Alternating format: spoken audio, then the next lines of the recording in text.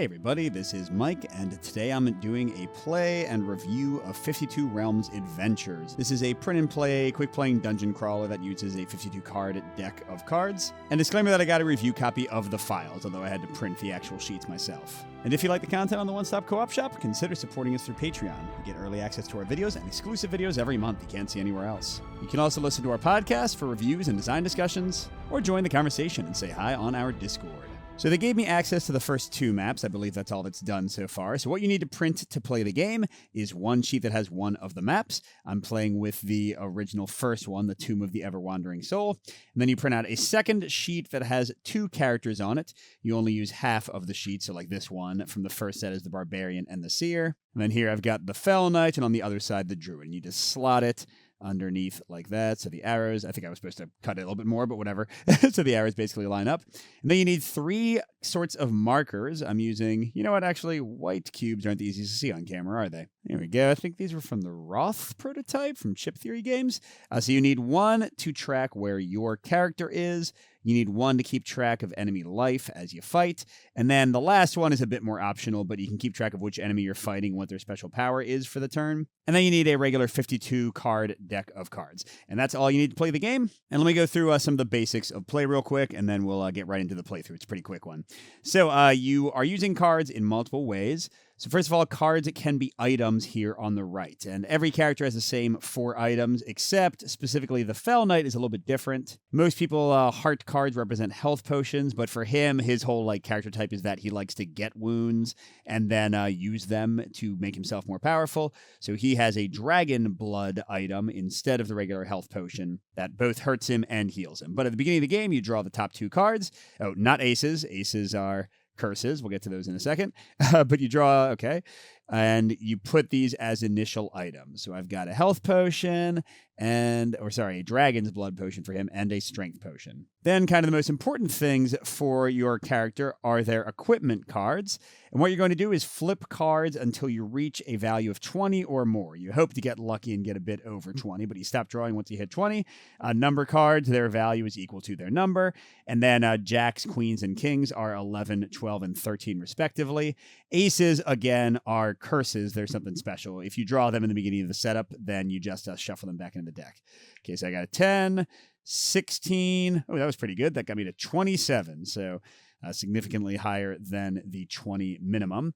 So these are my equipment cards, and usually their suit won't matter too much except for certain rooms and things, but mainly you'll be using them to traverse, you'll be using them to pay for special effects in rooms, and the most important thing, you'll be using them in combat. You'll be exhausting them to do different effects, and then refreshing them when you rest in combat and other things. And that's it for setup. We shuffle any drawn curses back in, and we're good to go. Okay, and let me zoom in on the map for a moment. So what you do on your turn is you move through one of the hallways adjacent to your space. You have to follow the black arrows. So in this dungeon's case, you're always kind of heading north and east towards the final boss. And if the hallway you pass through has a skull with a letter, that's an enemy you're going to fight. The letter determines their strength. A's are basic enemies, B's are tougher, and C's, usually that's only the final boss, but in some of the maps, the second map, for example, you can fight a C at other times. But yeah, that triggers a combat, and then you go into the room and resolve its effect. If you instead go through one of these little spaces, you need to exhaust equipment whose sum is at least equal to that value. So in this case, like my 6 would be sufficient for me to pass through. And then when you get to rooms, you resolve their effect. So the library, for example, you're going to draw 3 cards and keep one of them as an item. You put the other 2 on the bottom of the deck. This Traveler lets you switch a loot card with an equipment card. Loot cards are things you can gain in different ways, such as fighting enemies. They just go face down in this loot spot, and they don't help you at all. They aren't like items. They aren't like equipment. You aren't really doing much with them. But at the end of the game, they are the biggest contributor to your final score, because if you survive, you're gaining points equal to your loot's total value, so every card's value is fully counted, plus 2 points for every single-use item you didn't use during the game. Then there are also springs that'll refresh all your cards or heal wounds. Wounds you'll get during combat from other effects, and if you get too many, then you die. In rooms like this, where it gives you a certain type of card. So like this one is any black cards, clubs and spades. You can exhaust cards of that type, and based on the total you exhaust, like here if I exhausted just the 10 of spades, I would be in the 7 to 13 range. I would get 1 reward.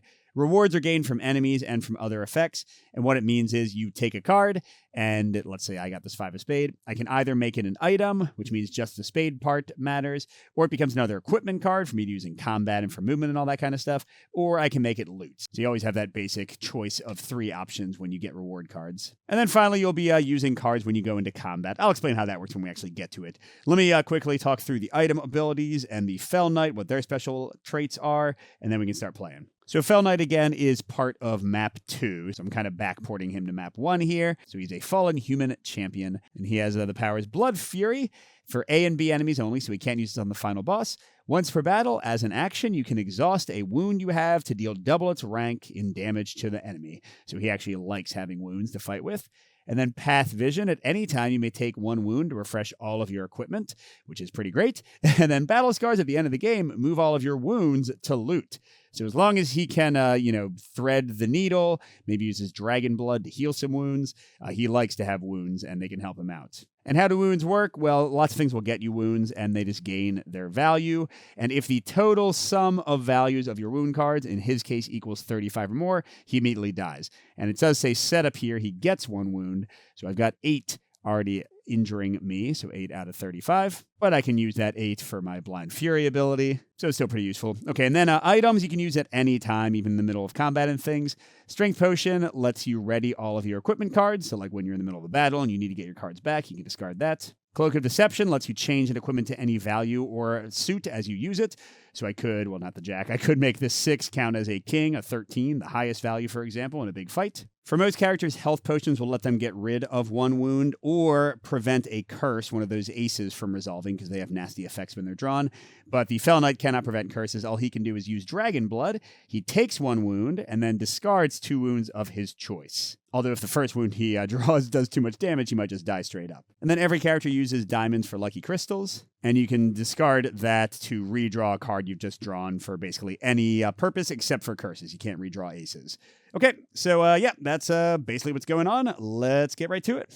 All right, so my initial choices are to fight a monster and then go to the library and get an item, or to pass through this 4 place. I do have a 6, so that wouldn't be too hard. And I would go to a cloaked figure. I would draw the top card of the deck, and based on its suit, I would get a free item. I would get an equipment. I would take it as a wound, or I would get it as loot. So a 3/4 chance of it being pretty useful, and I guess even wounds aren't the worst for my character. And then I can go over here to a loot stash after fighting, or I can go up to a flooded room with some black cards. But, I kind of like going to the library and getting into combat right away. I'll show you how combat works. So I'm fighting an A enemy. Let's set this up. So each map has 4 possible enemies you can face based on the suit of the enemy card you draw. And how combat works is you draw 2 cards, and it is actually pretty good. You like the values to be near each other. The higher card, in this case the 9 of diamonds, becomes the current enemy, and the lower card becomes the battle reward. So I'm going to get that 7 as an item or an equipment or loot after I defeat this 9 diamond. And what are diamonds? You check the suit, and that means I am fighting a lizard. It could be a goblin, ghoul, lizard, or white. And how much health does it start with? You take the value of the enemy card, which is 9, and then you add a bonus based on its letter. It's 5 for A, 10 for B, 15 for C. That's printed at the top corner there. So 9 plus 5 is 14 health to start. And we are set up. So how does combat work? First, at the beginning of every turn, you flip a card for the enemy to find out what they're going to do, or you draw a curse. Whenever a curse is drawn, you resolve it, and then you draw a replacement card. So this is not actually being used by the enemy. Well, this is a pretty cruddy one. The club curse says discard 1 equipment. So I guess I'm getting rid of my 6 of diamonds. By the way, you only go through the deck once. If you need to draw a card and can't, you have run out of time and you lose. You need to get to the boss and win before that happens. All right, but let's get to my actual attack for the lizard. A 4 of diamonds. So we see what it says for this action. On a club, he would attack me with the value of the card. That's what X is, plus 5. On his spade, he would attack for X. But if I perfectly block it, then he loses X hit points. You'll see what all this means in a second. For a diamond, this is actually a pretty nice one. He doesn't do anything to me, but if I don't hurt him, he's going to heal double the value of the card, so he'd heal 8. And they can heal above their starting life. They can go all the way up to 30. And then finally, for a heart, he would block 5 from my attack, and if I don't damage him, which means get some damage through after the 5 block, then he attacks me for the value of the card. Now, all of these effects happen after I choose my action for the turn. turn. The only exception to that is when you have little lightning bolts. Like, look at this ghoul's heart action here. So yeah, this is actually a super nice thing. If I just smack him, then he's not going to do anything to me. So what can you do as your action on the turn? First of all, you can attack. You can exhaust a single equipment card and you deal damage equal to its value. You can block, which lets you exhaust as many equipment cards as you want, and you subtract the sum of the cards you exhausted from the damage.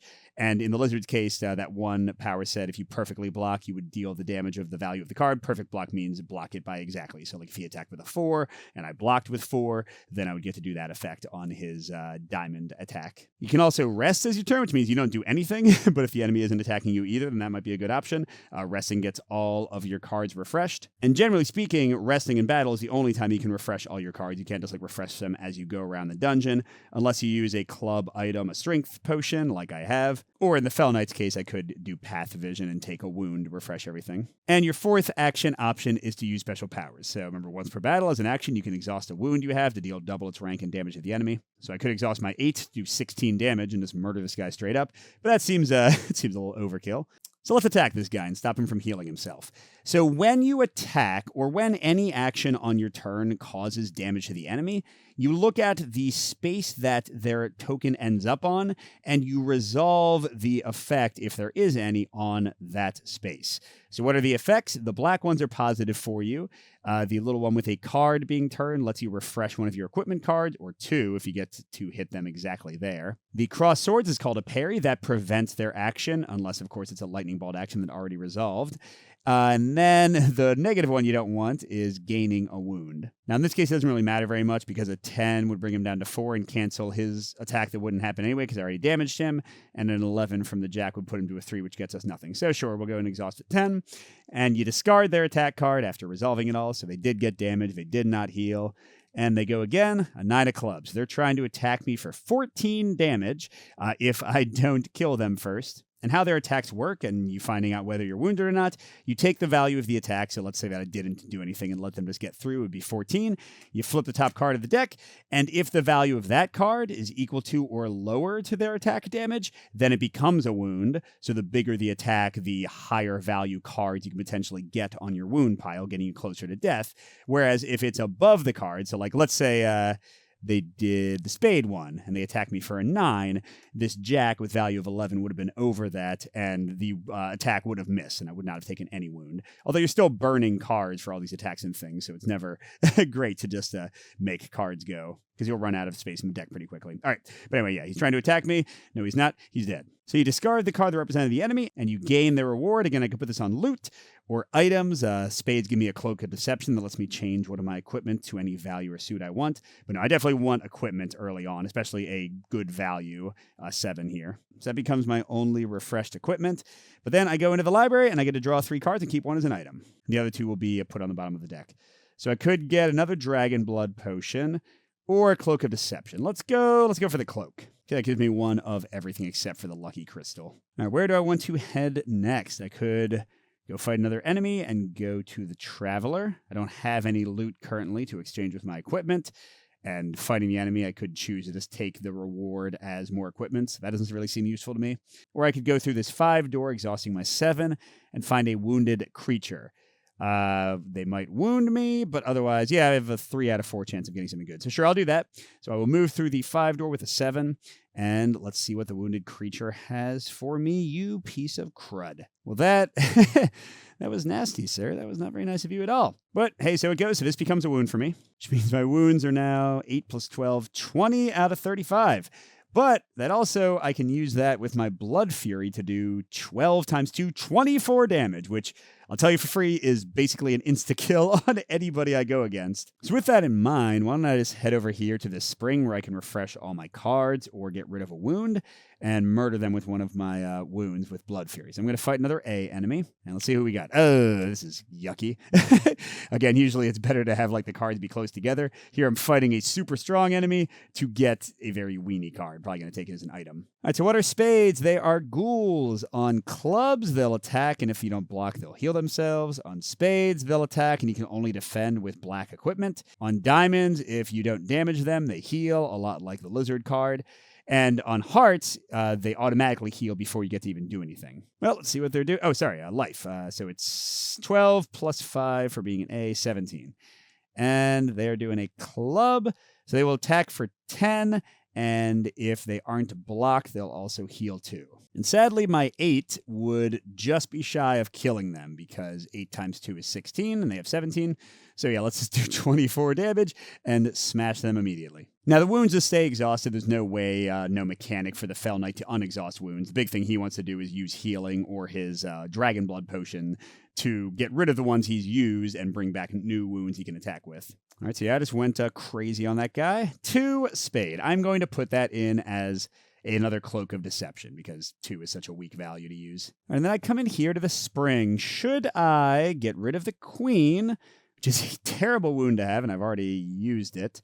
And if I use my Dragon Blood to heal it, I have to take a wound first. And could I die? No, I guess I couldn't die. So actually, you know what? Let's see how the Dragon Blood turns out. I'm going to use my Dragon Blood Potion. So first I take a wound. In this case is a 7. And then I get to get rid of 2 wounds of my choice. So I'm actually going to keep the 8 that's a higher value and get rid of the Queen and the 7, I guess. And then I'm not going to get rid of that with the Spring, because I like that Blood Fury ability. Instead, I'm going to untap all of these, since that's the other option. Because remember, the Fell Knight is going to get battle scars as loot at the end of the game, so I don't want to be fully healed. All right, now where am I? Where am I going? So I could fight a level B enemy, which gets 10 health plus the value of the card. So that'd be pretty tough. And then that would get me to the Lizard's Lair. Ooh, I draw 3, keep 1 as loot and 1 as an item. That's pretty dang awesome.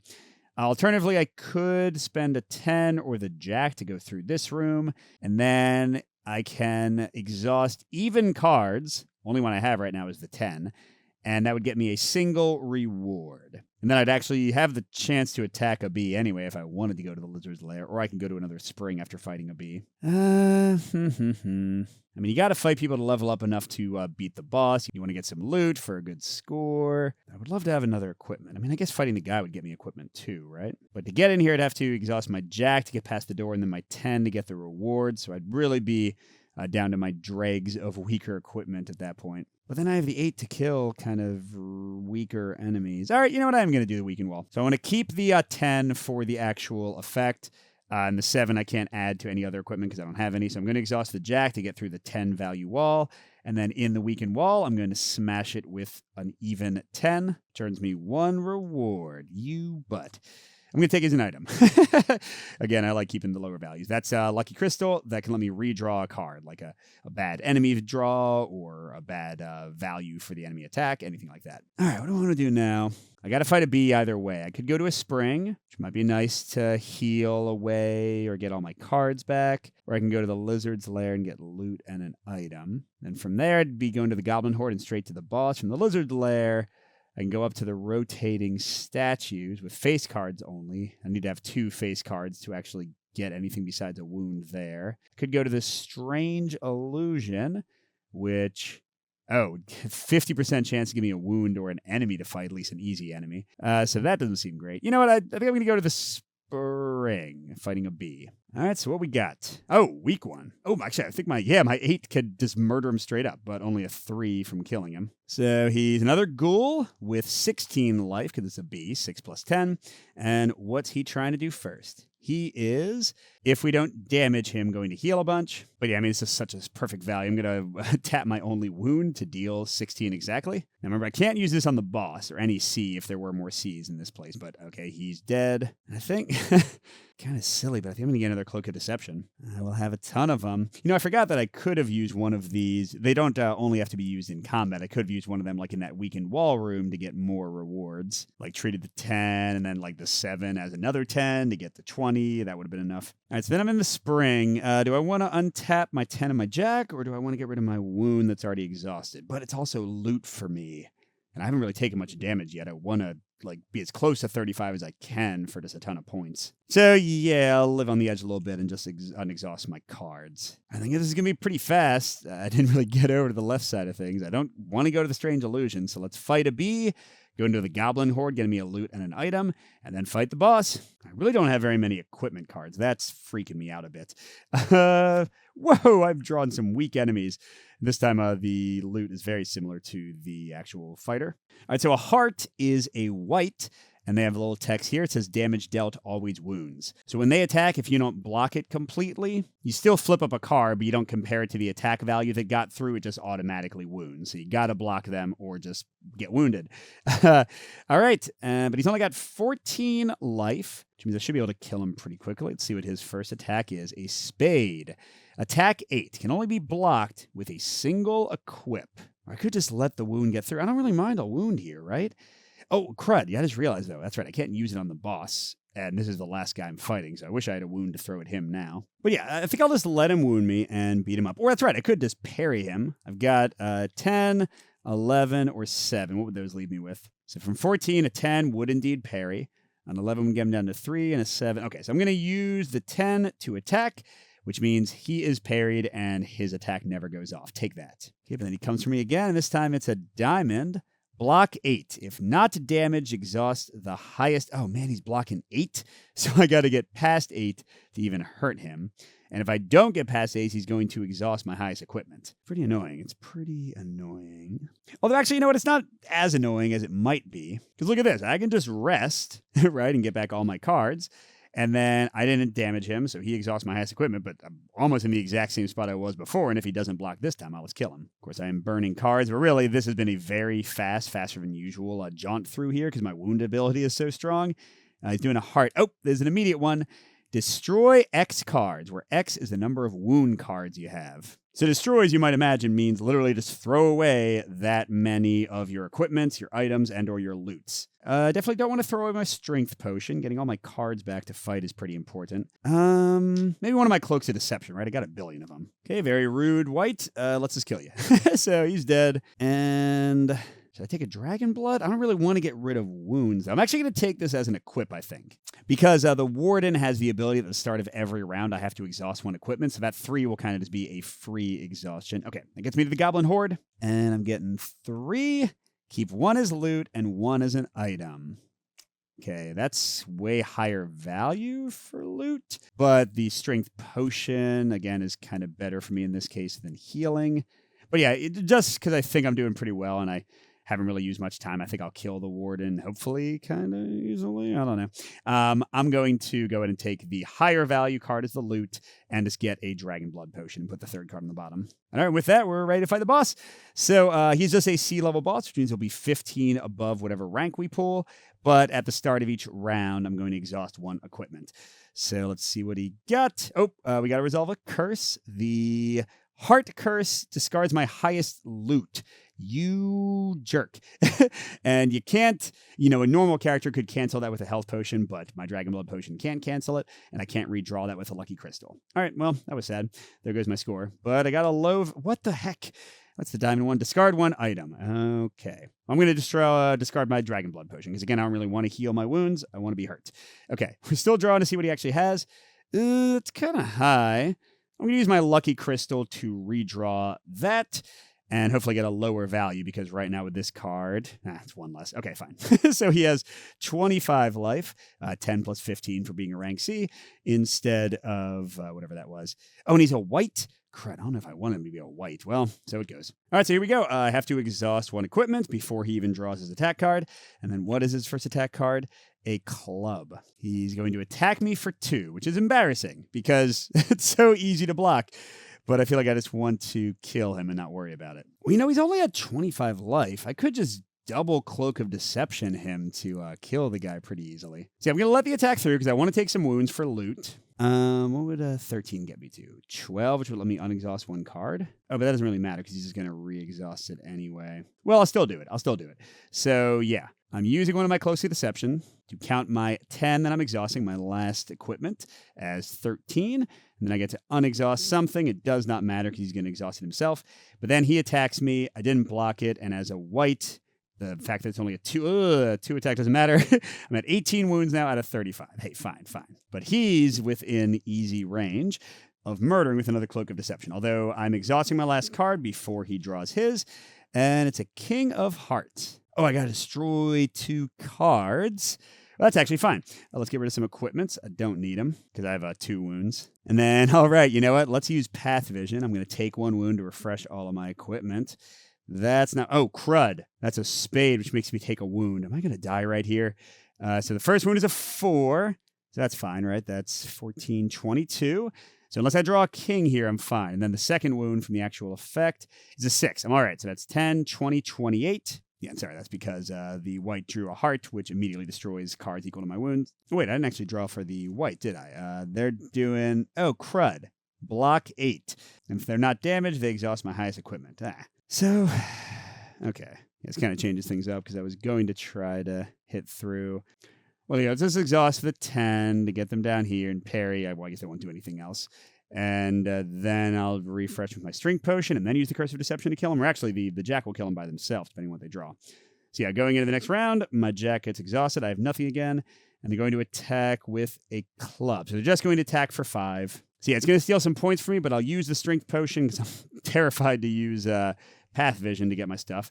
That unexhausts both my cards. And then I don't need to use the Cloak of Deception because actually 10 or 11, either of these will finish off the boss. So cool. And get the 5 as a reward before I leave the dungeon. Definitely going to make that loot because clearly that's worth the most. Now we get my score. For a normal character, I'd get 2 points for the item and 5 for my loot, a paltry 7. But for the Fell Knight, I get a lot more than that. What is it?